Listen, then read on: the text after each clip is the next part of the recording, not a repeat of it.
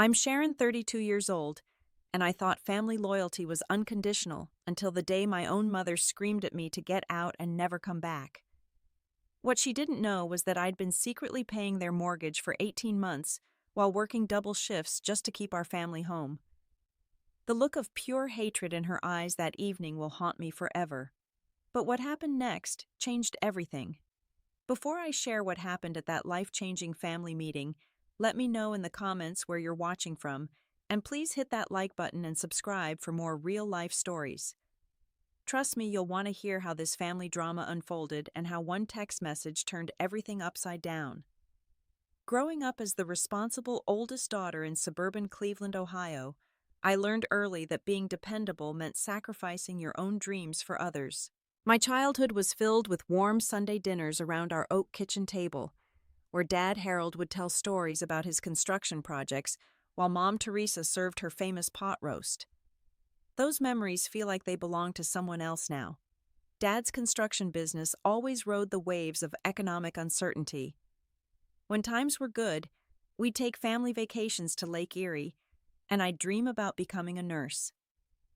When the economy crashed in 2008, my college fund became the Family Emergency Fund overnight. I was 19 and halfway through my first year of nursing school when Dad sat me down with tears in his eyes, explaining that we might lose the house if I didn't come home and help. I never questioned it. That's what family does, right? You sacrifice for each other. So I dropped out, moved back home, and started working as a medical assistant at Cleveland General Hospital. While my high school friends finished their degrees and started careers, I worked double shifts to help keep our family afloat. My younger brother Dennis, now 28, never seemed to feel the same pressure. After high school, he bounced between community college classes and part-time jobs, eventually giving up on both and settling into a comfortable routine of sleeping until noon and playing video games in the basement. Mom always defended him, saying he was finding himself and needed time to figure things out. My sister Beverly, 25, had followed a different path. She married her high school boyfriend right after graduation and had two beautiful children, Emma and Jake. But when her marriage fell apart last year, she moved back home with the kids, turning our house into a multi-generational maze of chaos and competing needs. 3 years ago, everything changed when Dad fell off a roof and injured his back. The medical bills piled up faster than his disability payments could cover them. Workers' compensation only went so far, and the construction business couldn't survive without him actively managing jobs. That's when I made a decision that would define the next chapter of my life. I quietly took over the mortgage payments. $867 every month automatically withdrawn from my checking account. I never told anyone. I figured it was temporary just until Dad got back on his feet. 18 months later, I was still making those payments while renting a tiny one-bedroom apartment 20 minutes away, eating ramen noodles for dinner, and wearing scrubs that had seen better days. Every Sunday I'd drive over for family dinner, bringing groceries I couldn't really afford. I'd watch Dennis sleep in until 3 in the afternoon, then complain about being bored. I'd help Beverly with her kids while she scrolled through dating apps. I'd listen to Mom worry about bills while secretly knowing I was the reason they still had a roof over their heads. The irony wasn't lost on me that the daughter who'd moved out was the one keeping everyone else housed. The call came on a Thursday evening in March. Mom's voice sounded different, formal, almost, when she asked if I could come over Sunday for an important family discussion. The phrase sent a chill down my spine. In our family, important discussions usually meant someone was in trouble, someone needed money, or someone was sick. I spent Friday and Saturday worrying, running through every possible scenario. Was Dad's back getting worse? Had Dennis finally pushed their patience too far? Was Beverly's ex-husband causing problems again? I even wondered if they'd somehow discovered my mortgage payments and wanted to thank me, though that seemed unlikely given how they'd been treating me lately. Sunday morning, I stopped at the grocery store and loaded my cart with ingredients for Dad's favorite meal, beef stew with fresh bread. It was my peace offering, my way of preparing for whatever difficult conversation awaited. The bill came to $83, money I'd planned to spend on new work shoes, but family came first. It always had. Driving through our old neighborhood, I noticed the Hendersons had finally sold their house. The Millers had painted their shutters blue. Life kept moving forward for everyone else while our family seemed frozen in patterns of dysfunction and unspoken resentment. I pulled into the driveway at exactly 2 o'clock as requested. Usually I'd walk straight into the kitchen where Mom would be cooking and the kids would be running around. But today the house felt different. Too quiet. Too organized. The living room, which was normally cluttered with Beverly's kids' toys and Dennis's game controllers, had been cleared and arranged like a courtroom. Everyone was already seated when I walked in. Mom and Dad on the couch, Dennis and Dad's recliner Beverly in the armchair with her arms crossed. 4 pairs of eyes watching me like I was interrupting something important. The only empty seat was the wooden chair from the dining room, positioned facing everyone else like I was about to be interviewed or interrogated. "Sit down, Sharon." Mom said, her voice carrying an edge I hadn't heard since I was a teenager caught sneaking out. "We need to talk." The air felt thick with unspoken accusations. Dennis wouldn't make eye contact. Beverly kept checking her phone. Dad stared at his hands, his shoulders slumped in a way that made him look older than his 58 years. I sat down slowly, the grocery bag still in my hands like shields. "Is everything okay? Is someone sick?" "That's exactly the problem," Dennis said, finally looking up. "You act like you care, but where have you been? When have you actually helped this family?" The question hit me like a physical blow. Where had I been? I'd been working 60-hour weeks to pay their mortgage. I'd been skipping meals so they could keep their house. I'd been sacrificing every dream I'd ever had for this family. But looking around the room at their expectant faces, I realized they genuinely didn't know. And somehow that made everything worse. "I help this family plenty," I said, my voice shakier than I wanted it to be. "I'm here every Sunday. I bring groceries. I help with the kids." "Groceries?"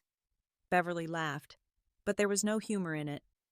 "You bring a bag of groceries once a week and think that makes up for acting like you're better than all of us." "I don't act like I'm better than anyone." "You moved out," Dennis said, leaning forward in the recliner. "You got your own place while the rest of us are struggling here together. You think having your own apartment makes you special?"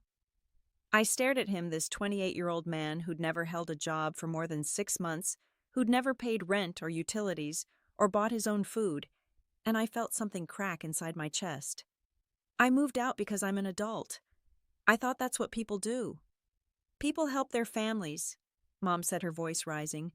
"People don't abandon their parents when times get tough." "Abandon?" The word came out as a whisper. "How have I abandoned anyone?" "Your father is disabled." Mom continued, standing up now, pacing behind the couch. "We're behind on bills. The mortgage company keeps calling. And where are you? In your fancy apartment, living your fancy life while we're here struggling." The mortgage company. My heart started racing. They were behind on the mortgage, but that was impossible. I'd been paying it every month for 18 months. Unless... "How far behind are you on the mortgage?" I asked. Dad finally spoke, his voice rough with shame. 3 months. We've been trying to catch up, but with my back and the medical bills. 3 months. I pulled out my phone and opened my banking app, scrolling through 18 months of $867 payments to Midwest Mortgage Services. Every single month on time, never missing one. "Dad," I said carefully, "who do you think has been paying the mortgage?" "What kind of question is that?"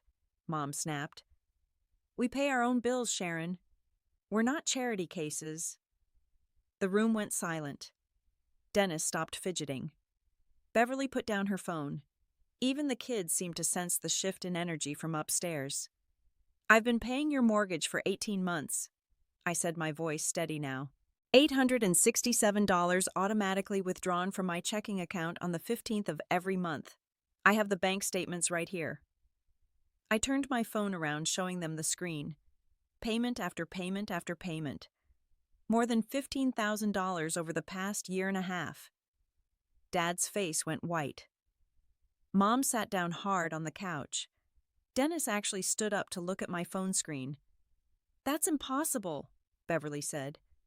Why would you do that without telling us? Because you needed help, and I could provide it, I said. Because that's what family does. The silence stretched for what felt like hours. Then Mom's face started changing, her confusion morphing into something uglier. You're lying, she said. This is some kind of manipulation. You're trying to make us feel guilty. Mom, you can call the mortgage company. You can verify these payments. Don't tell me what I can do in my own house, she shouted, standing up again. I don't know what game you're playing, Sharon, but I'm done with it. I'm done with your attitude, your superiority complex, your constant judgment of this family. I'm not judging anyone. I'm trying to help. Help? She laughed, but it sounded like breaking glass. This is help. Coming in here with your lies and your bank statements trying to make us feel small. You think money gives you the right to lord over us? I think keeping you from losing your house gives me the right to some basic respect. I said, standing up too. Respect. Mom's voice reached a pitch I'd never heard before. You want respect. You're ungrateful. Get out and never come back. The words hung in the air like smoke from an explosion. Dad sat frozen on the couch. Dennis stared at the floor. Beverly held her breath. Mom, I said quietly, I've been paying your mortgage. I don't care if you've been paying the president's mortgage, she screamed. Get out of my house. I looked around the room one more time. At Dad, who couldn't meet my eyes. At Dennis, who was studying his hands like they held the secrets of the universe. At Beverly, who was already reaching for her phone again. I picked up my purse and walked to the front door. At the last second, I remembered the spare key they'd given me years ago, the one I'd used to check on the house when they went out of town.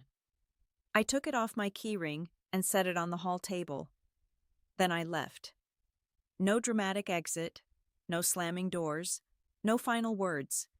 I just walked to my car, drove home, and sat in my empty apartment wondering what had just happened to my life. The grocery bags were still sitting on their living room floor, where I dropped them when I pulled out my phone. $83 worth of ingredients for a family dinner that would never happen. The first week after the family meeting, silence became my new roommate. My phone usually buzzing with texts from Mom about Beverly's kids, or requests to pick up groceries, sat eerily quiet on my kitchen counter. No Sunday dinner invitation. No calls asking if I could cover an unexpected expense. Nothing. I kept working my shifts at Cleveland General, but my colleagues started noticing changes. Janet from the cardiology unit found me crying in the supply closet on Wednesday. Honey, what's wrong? She asked, her voice full of the kind of genuine concern I hadn't heard in months. I told her everything. About the mortgage payments, the family meeting, Mom's explosion. Janet listened without judgment, occasionally shaking her head in disbelief. So let me get this straight, she said when I finished. You've been secretly paying their mortgage for 1.5 years, and they kicked you out for being ungrateful. I know it sounds crazy. It sounds like emotional abuse, Janet said firmly. My sister went through something similar with her family. Sometimes the people who give the most get treated the worst because everyone just expects it. That weekend, for the first time in 18 months, I didn't drive to my parents' house. Instead, I sat in my apartment and did something I hadn't done in years. I calculated how much money I actually had. Without the mortgage payment, I could afford to go back to nursing school part-time. I could buy clothes that weren't from clearance racks. I could save for a vacation, maybe even a car that didn't require prayer to start every morning. The relief was immediate and overwhelming. I'd forgotten what it felt like to think about my own future instead of everyone else's present crisis. But the relief came with a heavy dose of guilt.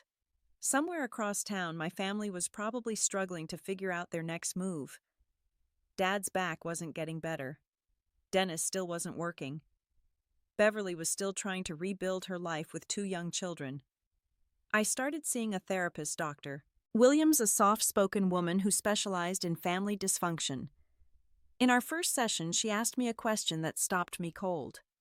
Sharon, when was the last time your family asked how you were doing? I sat there for 10 minutes trying to remember.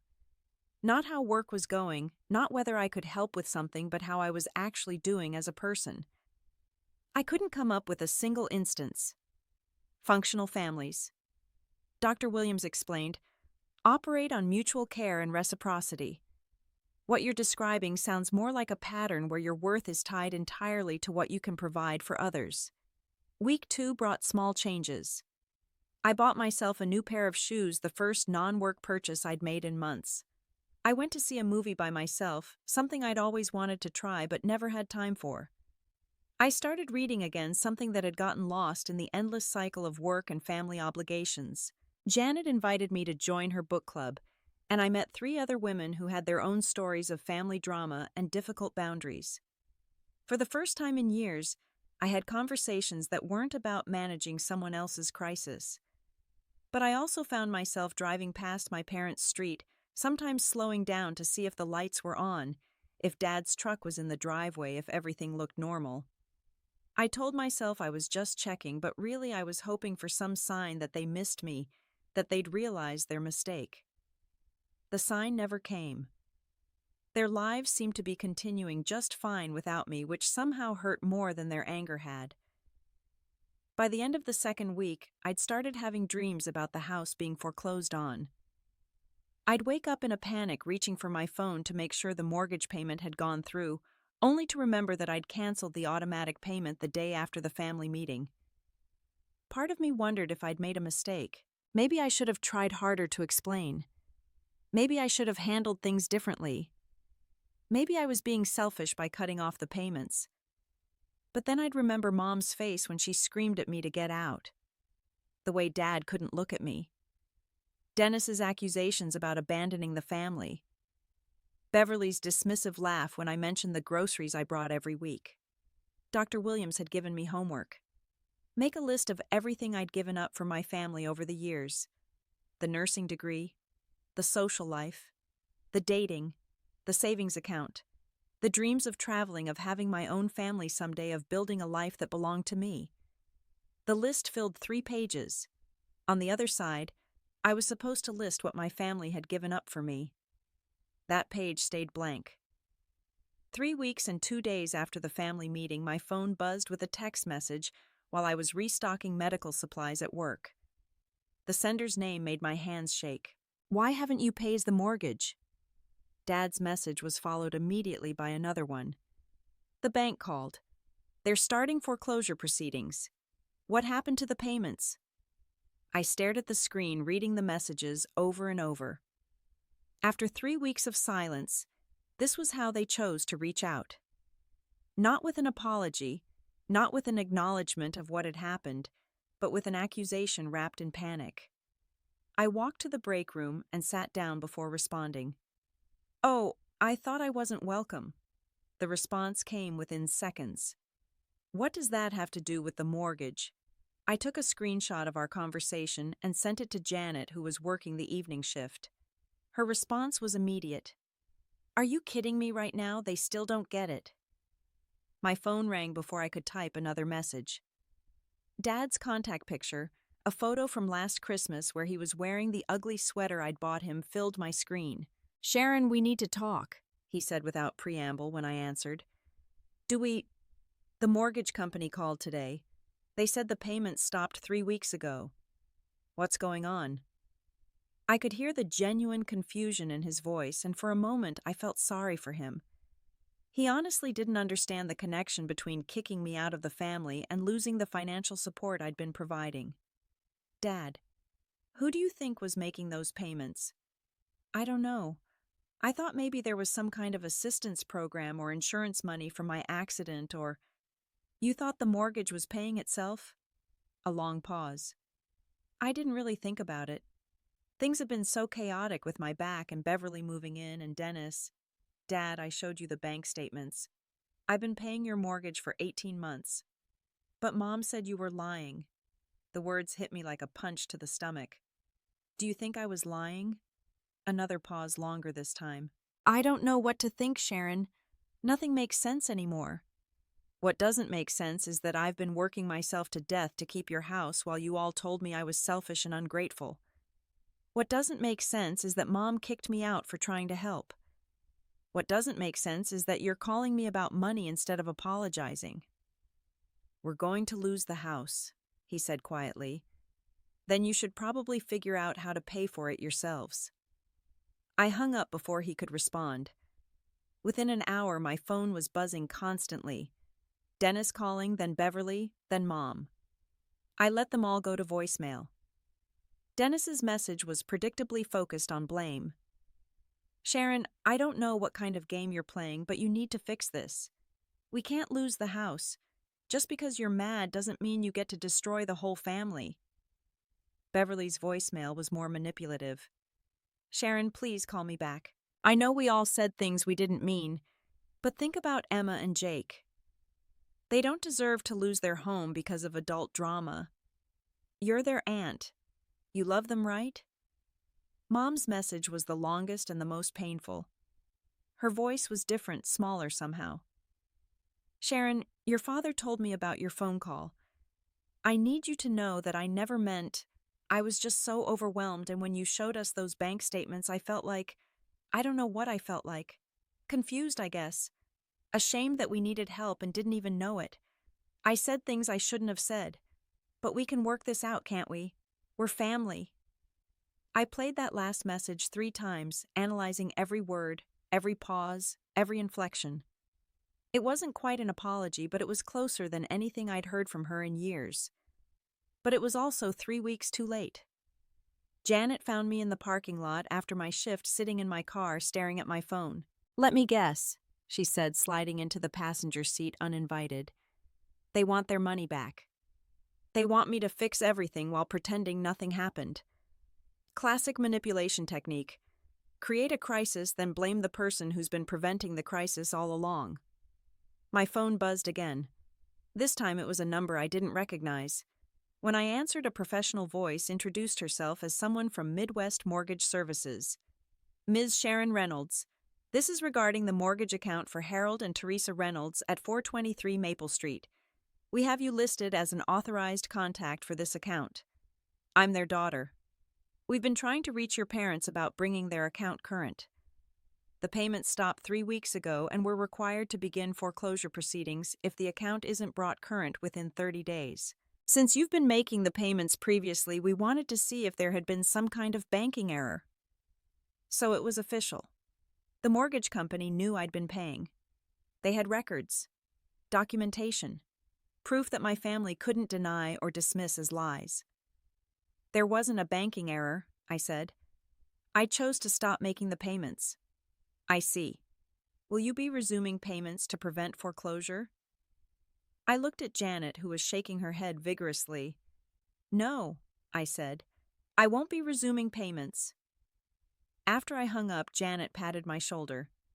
How does it feel to choose yourself for once? Terrifying and liberating in equal measure, I thought. But what I said was, like I'm finally growing up. Word travels fast in small communities, and Cleveland's working-class neighborhoods are smaller than most people realize. By the end of the week, 3 different people had mentioned to me that they'd heard the Reynolds family was having money troubles. Mrs. Patterson from the hospital cafeteria, whose sister lived 2 streets over from my parents, pulled me aside during lunch.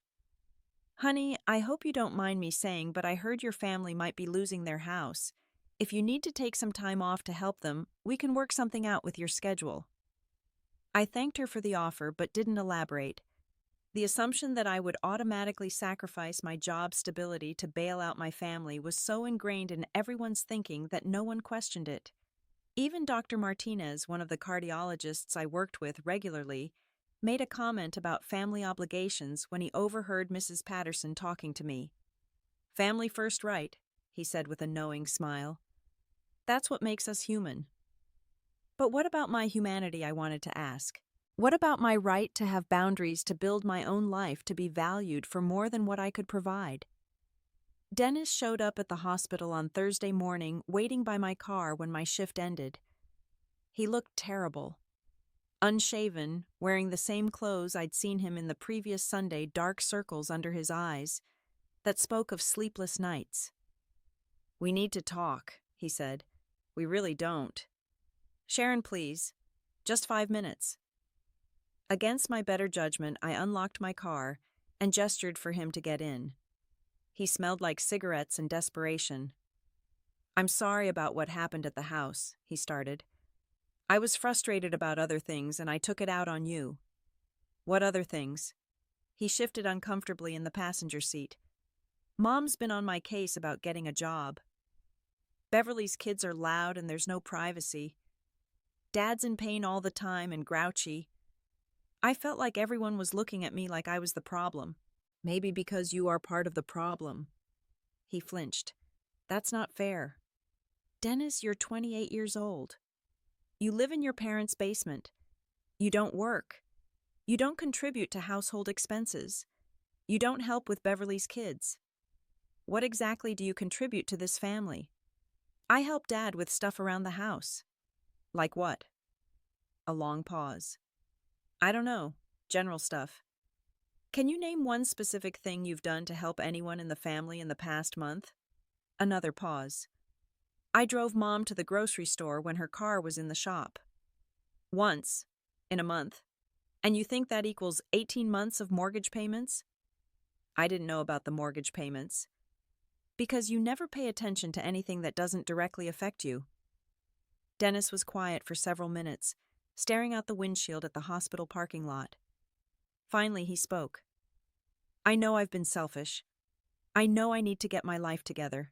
But Sharon, if we lose the house, where am I going to go? I don't have money for rent or deposits or any of that. And there it was. Not an apology for how they'd treated me, not acknowledgement of my sacrifices, not even basic gratitude. Just fear about how my decision would affect him. Maybe losing the house is exactly the motivation you need to start taking care of yourself, I said. You can't be serious. I'm dead serious. For 18 months, I enabled all of you to avoid facing reality. Dad couldn't work, so I covered the mortgage instead of forcing you all to downsize or find other solutions. You couldn't find a job, so I made sure you had a free place to live instead of forcing you to grow up. Beverly needed help with her kids, so I provided a safety net instead of encouraging her to build real independence. Enabling, you think helping your family is enabling. I think doing for people what they should be doing for themselves is enabling. And I think I've been enabling this family for years. Beverly's car pulled into the parking lot before Dennis could respond. She'd brought the kids, which I recognized immediately as a strategic decision. Emma and Jake came running toward my car, their faces lighting up when they saw me. Aunt Sharon? Emma called out, pressing her face against the window. Mommy said we might not see you anymore. My heart broke a little. These kids had nothing to do with the adult drama swirling around them, but they were going to pay the price for it anyway. I got out of the car and hugged them both, breathing in their familiar smell of childhood and innocence. How are you guys doing? Good, Jake said. Except Mommy's been crying a lot, and Grandma and Grandpa keep having meetings in the kitchen. Beverly walked over, her expression carefully neutral. Hi, Sharon. Beverly. Can we talk privately? I looked at Dennis, who was still sitting in my car, then at the kids who were already getting restless. 5 minutes, I said. We walked a few steps away while the kids climbed on the bench outside the hospital entrance. I know you're angry, Beverly started, and you have every right to be. We handled everything badly. That's one way to put it. But Sharon, please think about Emma and Jake. They're just kids. They don't understand why suddenly their whole world is falling apart. Their world is falling apart because their mother moved back home instead of building an independent life for them. Beverly's carefully neutral expression cracked. That's not fair. My divorce was messy. I needed help getting back on my feet. For how long? It's been almost a year. I'm trying to save money for our own place, while living rent-free and having Mom babysit so you can go out on dates. How do you know about that? Because I pay attention, Beverly. I notice things, like how you're on dating apps during family dinners, or how you leave the kids with Mom and Dad every weekend, or how you've never once asked if I need help with anything. She was quiet for a moment, watching her children play. I didn't realize you were paying the mortgage. Would it have changed how you treated me if you had known? Another pause. I don't know. Maybe. That's the problem. Maybe.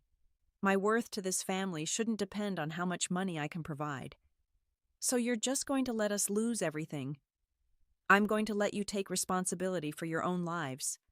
Beverly's mask slipped completely then. You're being selfish, Sharon. These kids need stability. Then provide it for them. You're their mother. I can't afford to support them on my own right now. Then maybe you should focus on building a career instead of building a dating life. The words were harsher than I'd intended, but I was tired of being gentle while everyone else was being brutal. Beverly called the kids over and strapped them into her car without another word. As they drove away, Emma waved at me through the rear window, her small face confused and sad. Dennis finally got out of my car. Was that really necessary? Yes, I said. It was. But as I watched Beverly's car disappear around the corner, I wondered if I was becoming someone I didn't recognize. Someone hard and unforgiving. Someone who could break children's hearts in the name of teaching their parents lessons. Dr. Williams would probably call it a necessary part of setting boundaries. But it didn't feel necessary. It felt cruel. The transformation didn't happen overnight, but by the 6th week after the family meeting, I barely recognized my own life. The money I'd been spending on my family's mortgage was now going toward my own future. I'd enrolled in online nursing courses to finish my degree. I'd joined a gym. I'd even gone on a few dates with a paramedic named Michael, who made me laugh and never once asked me to solve his problems. The guilt was still there, a constant low-level ache that flared up whenever I thought about Emma and Jake, or imagined Dad struggling with his medical bills. But it was manageable now, something I could acknowledge without letting it control my decisions. Janet had become my unofficial sponsor in what she jokingly called family recovery. She'd been through her own version of family drama and understood the complicated emotions that came with choosing yourself over people you loved. The hardest part, she told me over coffee one Saturday morning, is accepting that loving someone doesn't mean sacrificing everything for them. Sometimes it means letting them experience the consequences of their choices. But what if the consequences are too severe? What if they really do lose the house? Then they'll figure out a solution. People are more resourceful than we give them credit for when they don't have an enabler swooping in to rescue them. It sounded logical when Janet said it, but logic and emotion don't always align when it comes to family. On a Tuesday evening in late April, my doorbell rang. I looked through the peephole and saw Dad standing on my doorstep, hat in hand, looking older and more fragile than I'd ever seen him. I almost didn't answer. We'd exchanged a few tense phone calls over the past month, but he hadn't come to my apartment before. Part of me wanted to pretend I wasn't home to avoid whatever conversation was about to happen. But I opened the door. "Hi, Dad." "Hi, sweetheart. Can I come in?" He'd never called me sweetheart before. In our family, terms of endearment were rare, usually reserved for moments of crisis or guilt. I stepped aside and let him in. He looked around my small apartment, taking in the nursing textbooks on the coffee table, the motivational quotes I'd hung on the walls, the small signs of a life being rebuilt. "This is nice," he said. "Really nice. I like what you've done with the place." "Thanks. Do you want some coffee?" "That would be great." We sat at my tiny kitchen table, the same awkward distance between us that had characterized our relationship for years, but somehow more pronounced now. "I came to apologize," he said without preamble, "and to tell you that Dennis got a job." The second piece of information surprised me more than the first. Dennis has a job. At the Home Depot. Started last week, full-time. He's going to help with the mortgage payments. That's great. I meant it. Dennis working was something I'd been hoping for years would happen. It happened because we were going to lose the house, Dad continued. When the reality hit, that we might actually become homeless, he finally understood that his choices have consequences. We sat in silence for a moment, the weight of 18 months of unspoken truths hanging between us. "I need you to know," That I didn't understand what you'd been doing for us, Dad said finally. I honestly thought the mortgage was being paid through some kind of assistance program. When the bills came in the mail, I just assumed everything was handled. I was dealing with so much pain and medication that I wasn't paying attention to our finances. Mom was paying attention. Your mother was overwhelmed. 3 adults and 2 kids in the house, medical bills. My disability payments being delayed Beverly's legal fees from her divorce. She was trying to keep track of everything, and I think she just convinced herself that somehow the mortgage was taken care of. Even after I showed you the bank statements.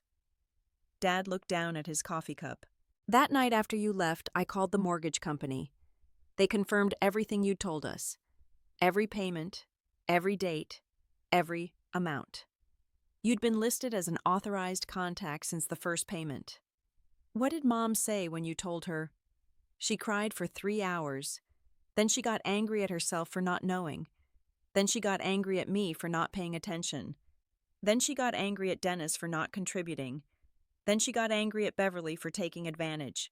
By the end of the week, she was angry at everyone except you. But she still hasn't called me. She's ashamed. She doesn't know how to apologize for something this big. I understood shame. I'd been carrying my own version of it for weeks, wondering if I was a terrible person for cutting off my family's financial support. But understanding shame and excusing behavior aren't the same thing. Dad, I need you to understand something. The money wasn't the real issue. What do you mean? The real issue was that for years you all treated me like I existed to solve your problems. No one ever asked how I was doing what I wanted, what I needed. I was the responsible one, the reliable one, the one who would always sacrifice for everyone else. But I was never the one who deserved care or consideration. Dad was quiet for a long time. When he spoke, his voice was rough with emotion. You're right. We took you for granted. We made assumptions about what you could handle, what you were willing to give up, what you owed us as family. And we never gave you the same consideration we expected from you. It was the most honest thing he'd ever said to me. The night you left, he continued, Dennis started panicking about losing his room. Beverly started making plans to move in with her friend Sarah. Your mother started calling relatives to see if anyone could help with the mortgage. And I realized that in all our planning and panic, no one had mentioned missing you. We were all focused on replacing what you'd been providing instead of acknowledging who we'd lost. And now Dennis is working 40 hours a week for the first time in his adult life. Beverly is looking at apartments and saving money instead of spending it on clothes and dinners out. Your mother is planning to go back to work part-time once we get caught up on bills. And I'm learning to manage our finances instead of ignoring them. It sounded like progress, but I'd learned to be cautious about hope. What happens if I don't come back to Sunday dinners? If I don't resume the mortgage payments? If I keep living my own life instead of managing everyone else's? Then we figure out how to be a family that doesn't depend on one person to hold everything together, Dad said. It should have been that way all along. After he left, I sat in my apartment thinking about forgiveness and boundaries, about love and responsibility, about the difference between helping and enabling. I thought about Emma and Jake, who deserved a stable home, but also deserved adults who could provide that stability without relying on their aunt to make it possible. I thought about Dennis finally understanding that his actions had consequences, about Beverly being forced to build real independence instead of leaning on others, about Mom having to face the reality of our family dynamics instead of maintaining comfortable denial. And I thought about myself slowly learning that saying no to one thing meant saying yes to something else. That taking care of myself wasn't selfish, it was necessary. That love without boundaries isn't love at all. It's just enablement wrapped in good intentions. 2 weeks later, Beverly called to tell me she'd found an apartment and was moving out with the kids at the end of the month. Dennis had received his first paycheck and was proud of himself in a way I'd never heard before. Mom had started working at the local library, something she'd always wanted to try but never had time for when she was managing everyone else's lives. And slowly, carefully, we started rebuilding our relationships on more honest foundations. not the automatic guilt-driven connections we'd had before, but conscious choices to care about each other without sacrificing ourselves in the process. 6 months after that devastating family meeting, I was sitting in my apartment grading an assignment for my online anatomy class when my phone rang. The caller ID showed Mom's contact information, but we'd been talking regularly for the past 2 months, so it didn't carry the same weight it once had. "Hi, Mom." "Hi, sweetheart. Are you busy?" "Just studying. What's up?" "I wanted to invite you to dinner this Sunday. Nothing fancy, just family dinner like we used to have." The phrase, "like we used to have," made me pause. Our old family dinners had been exercises in obligation and unspoken resentment, with me bringing groceries I couldn't afford, while everyone complained about their problems without acknowledging my sacrifices. "What did you have in mind?" "Well, Dennis is bringing groceries this week since he has his paycheck. Beverly and the kids are coming over from their new apartment. Dad's feeling good enough to help me cook, and I thought maybe you'd like to join us." The reversal was so complete, it was almost surreal. Dennis contributing instead of taking, Beverly visiting instead of living there, Dad participating instead of disappearing into his pain, me being invited instead of expected. "I'd like that," I said, and realized I meant it. Sunday dinner was different in ways both subtle and profound. The house felt lighter, somehow less crowded with unspoken tensions and unmet needs. Dennis talked about his job with genuine pride, describing a project he was working on and a promotion opportunity he was pursuing. Beverly shared stories about Emma and Jake adjusting to their new school and their excitement about decorating their own bedrooms. Mom had prepared Dad's famous beef stew, the recipe I'd brought ingredients for that terrible Sunday 6 months earlier. But this time, everyone had contributed something. Dennis brought fresh bread from the bakery near his work. Beverly made a salad and brought juice boxes for the kids. Dad had spent the morning preparing vegetables despite his back pain. "Sharon," Mom said as we were clearing the table, "I need to tell you something." I braced myself. Old habits making me expect criticism or requests for help. "I'm proud of you," she said, "for finishing your nursing degree, for standing up for yourself, for teaching all of us how to be better people." The words hit me harder than her anger had 6 months earlier. I'd been waiting my entire life to hear my mother say she was proud of me for something other than how much I could sacrifice. "Thank you," I managed. "I'm also sorry. I'm sorry it took losing you to make us realize how much we'd been taking advantage of your love. I'm sorry we made you feel like your only value was in what you could provide for us. And I'm sorry it took me so long to apologize." Dad reached over and squeezed my hand. "We all are." Dennis, who was helping Jake with a coloring book, looked up. "I know I never said this, but thank you. For everything you did for us, and for forcing me to grow up by stopping." Even Beverly, who had been the most resistant to acknowledging her role in the family dysfunction, nodded. "I hated you for a while," she said honestly. "But you were right. I needed to learn how to take care of my own kids, instead of expecting everyone else to make it possible." As I drove home that evening, I reflected on the journey from that terrible family meeting to this peaceful dinner. It hadn't been easy. There had been weeks of anger, guilt, and loneliness. There had been moments when I'd questioned every decision, when I'd been tempted to go back to my old patterns of fixing everyone else's problems. But I'd learned something crucial in those 6 months. Healthy love requires healthy boundaries. Functional families don't operate on the assumption that one person exists to serve everyone else's needs. Real support looks like adults taking responsibility for their own lives while choosing to care for each other, not like one person sacrificing everything while others take without giving back. I'd also learned that saying no to one thing meant saying yes to something else. By stopping the mortgage payments, I'd said yes to my education, my future, my own dreams. By refusing to enable my family's dysfunction, I'd said yes to their growth and independence. By choosing myself, I'd actually chosen all of us, even though none of us could see it at the time. My phone buzzed with a text from Michael, the paramedic I'd been dating. We were planning to take a weekend trip to Lake Erie, something I never would have been able to afford or justify when I was paying my family's bills. Looking forward to our trip. You deserve some relaxation after all that studying. You deserve. Such simple words, but they represented a revolution in how I thought about myself and my place in the world.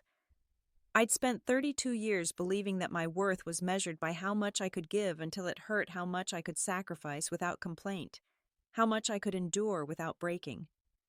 I'd confused love with self-destruction and care with enabling. Now I was learning a different way to love one that included loving myself enough to have boundaries to pursue my own dreams, to expect reciprocity in my relationships. It was scarier than my old way of loving because it required me to believe I was worth caring for, but it was also infinitely more sustainable. The mortgage situation had worked itself out, just as Janet had predicted. Dennis's job covered the basic payment. Mom's part-time work helped with other bills. Beverly was paying her own rent and saving money for the kids' future. Dad's disability payments were more manageable now that they weren't trying to support 5 adults and 2 children on one income. They'd found solutions because they'd been forced to, and those solutions were better than my rescue attempts had ever been because they were sustainable and based on each person taking responsibility for their own life. As I pulled into my apartment complex, I thought about Dr. Williams' question from months earlier. When was the last time your family asked how you were doing? At dinner today, 3 different people had asked me that question. Dennis wanted to know how my classes were going. Beverly asked about my relationship with Michael. Mom inquired about my job and whether I was happy with my life. It had taken a crisis, a family breakdown, and months of rebuilding, but finally I existed in my family as more than just a solution to their problems. I existed as a person worthy of care, consideration, and genuine interest. That night, as I was reviewing my notes for an upcoming exam, I realized something that made me smile. For the first time in my adult life, I was studying for my own future instead of working to fund someone else's present. I was building something that belonged to me, something that no one could take away or expect me to sacrifice for their needs. The nursing degree I'd abandoned at 19 was finally within reach at 32, and it felt even more valuable for having been delayed. I understood now what I wanted to do with it, how I wanted to help people, what kind of life I wanted to build around a career that actually belonged to me. If someone had told me 6 months ago that being kicked out of my family would lead to the healthiest relationships I'd ever had with them, I wouldn't have believed it. But sometimes the most loving thing you can do is refuse to participate in patterns that hurt everyone involved, even when that refusal looks like cruelty from the outside. Sometimes walking away is the only way to create space for everyone to grow. Sometimes saying no is the only way to teach people to value what you've been freely giving. Sometimes choosing yourself is the only way to show others how to make healthy choices too. I thought about Emma and Jake growing up with a mother who was learning independence and stability instead of dependence and crisis management. They would have a different model of family than I'd had, one where adults took care of themselves and children felt secure instead of anxious about the financial chaos swirling around them. They would learn that love doesn't require self-destruction, that family means mutual care instead of one-sided sacrifice, that saying no is sometimes the most generous thing you can do. As I closed my textbook and prepared for bed, I felt something I hadn't experienced in years: genuine excitement about my own future. Not because I was escaping something, but because I was building something. Something that was mine, something that reflected my values and dreams, something that no one could take away because no one else had paid for it. The girl who had dropped out of nursing school to save her family's house was finally becoming the woman who would graduate nursing school to build her own life. And somehow, in choosing myself, I'd managed to save my family after all. Not from foreclosure, but from the dysfunction that had been slowly destroying all of us for years. If you're watching this, and you're in a similar situation, remember that your worth isn't measured by how much you can give until it hurts. Sometimes the most loving thing you can do is refuse to enable the people you care about. Sometimes walking away creates space for everyone to grow. What would you have done in my situation? Let me know in the comments below. If this story resonated with you, please give it a like and subscribe for more real-life stories about family boundaries and learning to choose yourself. Share this with someone who might need to hear that it's okay to say no, even to the people you love. Thank you for listening to my story, and remember that you deserve relationships where your value isn't tied to what you can provide. Take care of yourselves, and I'll see you in the next one.